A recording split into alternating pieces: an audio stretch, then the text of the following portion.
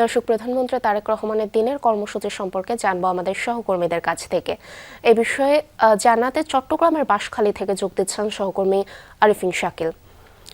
আরিফিন, কিছুক্ষণের মধ্যেই তো প্রধানমন্ত্রীর পৌঁছানোর কথা, কেমন দেখছেন সমাবেশ স্থলের সার্বিক প্রস্তুতি?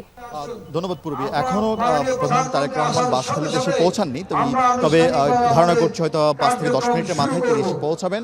এরই মধ্যে তীব্র গরমের মাঝেও হাজার হাজার মানুষ কিন্তু প্রধানমন্ত্রীকে এক নজর দেখার জন্য একেবারে বাঁশখালী যে উপকূল এবং সমুদ্র সৈকত বলা হয় যে জায়গাটিকে, সেখানে এসে জড়ো হয়েছেন। এবং আজকের এই সমাবেশ থেকেই 61টি পরিবারের হাতে গৃহ হস্তান্তর করবেন এবং সেই সঙ্গে কাউকে অনুদান দিবেন, বাকিদেরকে ত্রাণ সামগ্রী উপহার দিবেন প্রধানমন্ত্রীর পক্ষ থেকে। এবং প্রধানমন্ত্রী আজকের এই অনুষ্ঠানে এখানকার মানুষের বেশ কিছু দাবি রয়েছে। এখানকার রাস্তা সড়ক তৈরি করা, সেই সঙ্গে এখানকার বেড়িবাঁধ নির্মাণ করা, এসব বিষয় নিয়েও আলোচনা করবেন বা এসব বিষয় নিয়ে তাদের বাস্তব দাবির বিষয়ে তার প্রতিশ্রুতি দিবেন। এর পাশাপাশি তিনি এখানকার যে কয়েকটি অঞ্চল, সেই অঞ্চলে অর্থাৎ এই বাঁশখালীর পুরো অঞ্চলটাই তিনি হেলিকপ্টারে পরিদর্শন করবেন এবং দুর্গত অঞ্চলে মানুষের খোঁজ খবর দেখবেন এবং বেশ কয়েকটি বাড়িঘরও তিনি যাওয়ার কথা রয়েছে।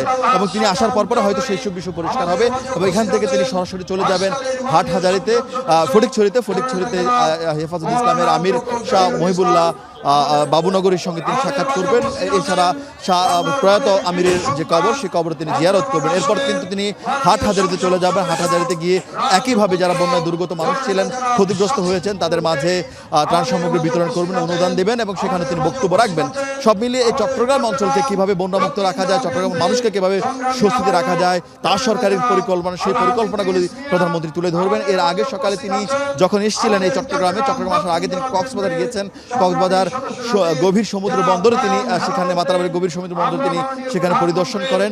মহেশখালী উন্নয়ন কর্তৃপক্ষ, যেটাকে সংক্ষেপে মিডা বলা হয়, সেখানে পরিদর্শন করেন। সব মিলিয়ে এই অঞ্চলকে কিভাবে অর্থনৈতিকভাবে আরো শক্তিশালী করা যায়, কর্মসংস্থান বৃদ্ধি করা যায়, সেসব বিষয় নিয়ে সরকারের পরিকল্পনা তুলে ধরবেন। পূর্বী, অনেক ধন্যবাদ আরিফিন আমাদের সাথে যুক্ত হওয়ার জন্য।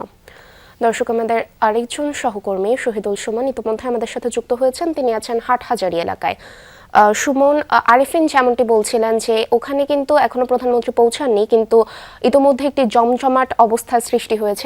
আপনার কাছে একটি ভিন্ন বিষয় আমি জানতে চাইবো যে বন্যায় ক্ষতিগ্রস্তদের পুনর্বাসনে কি ধরনের সহায়তা দিতে পারেন সরকার, একটু বিস্তারিত তথ্য আমাদের জানাবেন।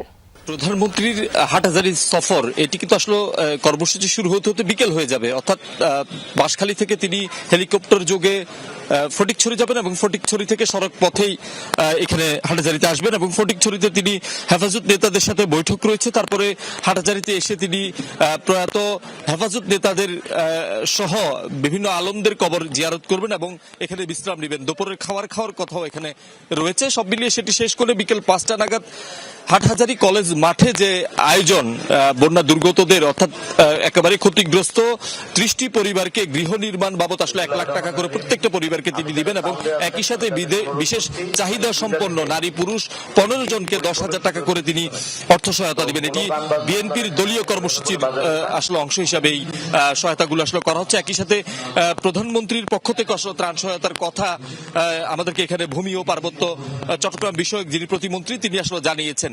সকাল থেকে আমরা দেখছি যে বিকেলের কর্মসূচি হলো নেতা কর্মীরা বেশ উচ্ছ্বসিত। তারা সকাল থেকে এখানে এসেছেন, যেহেতু হাটহাজারীতে বেশ কয়েকটি কর্মসূচি রয়েছে, ফলে নেতা কর্মীরা কিন্তু বিভিন্ন ভাগে বিভিন্ন জায়গায় রয়েছেন। আর বৈরী আবহাওয়া, গুড়ি গুড়ি বৃষ্টি পড়ছে। নেতা কর্মীরা যারা পারছেন বিভিন্ন শেল্টারে তারা অবস্থান নিচ্ছেন। এখনো পর্যন্ত মূল যে মঞ্চ কিংবা যে মাঠ সেটি আসলে এখনো পর্যন্ত খালি রয়েছে। অর্থাৎ নেতা কর্মীরা আশেপাশের সড়ক, হোটেল, দোকানে তারা অবস্থান নিয়েছে।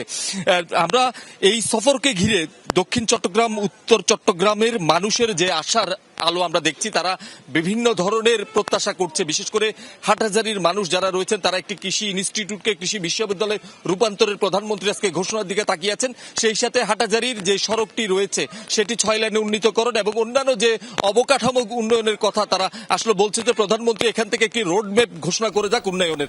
এটি আসলে এখানকার যারা রয়েছেন তারা প্রত্যাশা করছেন। পূরবী, অনেক ধন্যবাদ আপনাকে সুমন। নিশ্চয়ই পরবর্তীতে আরো বিস্তারিত জানবো আমরা আপনার থেকে।